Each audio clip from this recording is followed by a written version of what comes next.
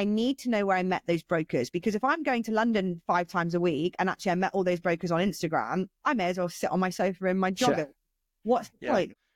Where did you get the majority of your business from? Was it from Google and people Googling looking for it, or was it from events and people just remembering you, or a bit both? How did it sort of pan out after that? Yeah, so Google is our top source of events. So events of work, sorry. So we also, from the outset of setting up Isla, without again knowing anything about business, it was just obvious to me. I tracked every single inquiry and where they came from. I also tracked every inquiry that we didn't get converted and why we didn't get converted, as much as we could, as much as people would engage with us on that topic.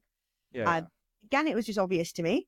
But now you need to know, right? You need to make, as the business evolves, you need to make decisions on where work's coming from and why to spend money in a certain area. And yes, Google is our top source, followed by, we do have a category of people that we're collecting and we're not sure where that person's come from. And what we mean by that category is I will know, for example, that it's come from a broker, because say a property developer comes to me, they're usually referred by a broker, solicitor, or they might have found us directly themselves on Google.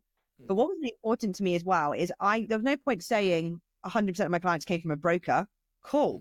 Where did that broker come from? That's the key part that I needed to know, because if I know most of our work comes from brokers and solicitors, referred or direct Google, but to say, well, 70% comes from brokers, for example, is not that helpful.